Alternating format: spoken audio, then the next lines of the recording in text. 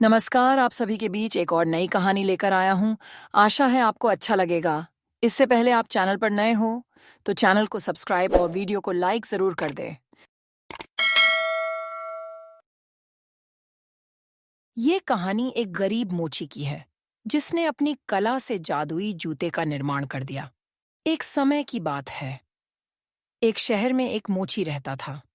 वह सुबह से शाम तक अपने काम में लगा रहता था। उससे दुनियादारी से कोई लेना देना नहीं था।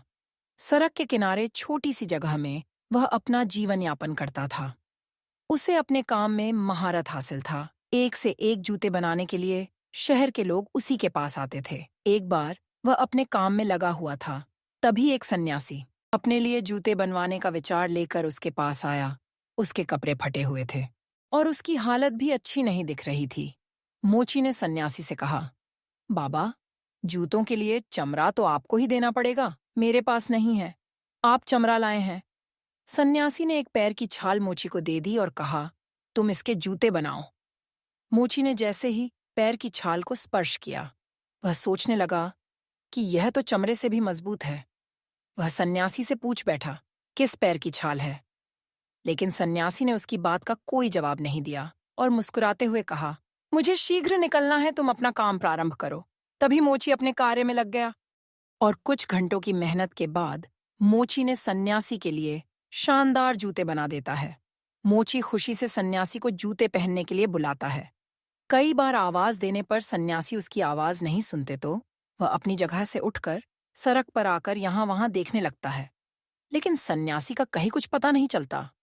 मोची परेशान हो जाता है और सोचता है, भला अब वह इन जूतों का क्या करेगा। मोची को उसकी मेहनत के पैसे भी नहीं मिले थे, इसलिए वह थोड़ा नाराज भी था। मोची ने सोचा, चलो शायद थोड़ी देर बाद सन्यासी बाबा आ ही जाएंगे। मोची को बैठे बैठे शाम हो गई, लेकिन सन्यासी वापस नहीं आए। मोची के दुकान बंद करने का समय हो गया था। तभी वह सोचता है, थोड़ा सब्जी ले आऊं, और वह वहीं जूते पहन लेता है जो उसने सन्यासी के लिए बनाए थे। और जैसे ही वह जूता पहनता है, अगले ही पल वह सब्जी मंडी में आकर खड़ा हो जाता है। जहां आने की बात वह मन में सोच रहा था, मोची बाजार के बीच में पागलों की तरह बर्ताव करता है, क्योंकि उसे यह बात बहुत अजीब लग रही थी कि वह इतनी जल्दी यहाँ कैसे पहुंचा। वह सोचता है कि उससे तो सड़क के किनारे होना चाहिए, और अगले ही पल वह सड़क के किनारे खड़ा नजर आता है। अब मोची का दिमाग चलना शुरू हो जाता है।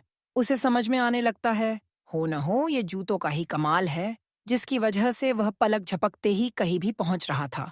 इस बात को साफ करने के लिए वह कई जगह मन में सोचता है और एक एक करके हर जगह पल भर में ही पहुंच जाता है। उसकी खुशी का कोई ठिकाना नहीं था, मानो उसने जीवन में सब कुछ पा लिया था।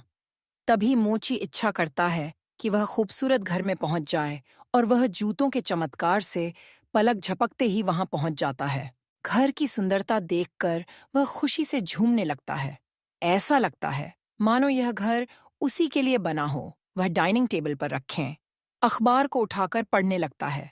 तभी उसे अखबारों में दो देशों के बीच में जंग होने की खबर दिखती है, और उसके मन में जंग को पास से जाकर देखने का विचार आता है। और वह अपनी इच्छा अनुसार उस स्थान पर पहुंच जाता है जहां चारों तरफ से गोलियां चल रही होती हैं, बम फट रहे होते हैं। और जैसे ही वह जंग के मैदान में आता है तो एक गोली उसके सीने में आकर घुस जाती है, और मोची वही गिरकर अपना दम तोड़ देता है। मोची के बिना सोचे समझे किए गए विचार की वजह से उसका जीवन खत्म हो जाता है। इस कहानी से हमें यही सीख मिलती है कि बिना सोचे समझे कोई कदम नहीं उठाना चाहिए।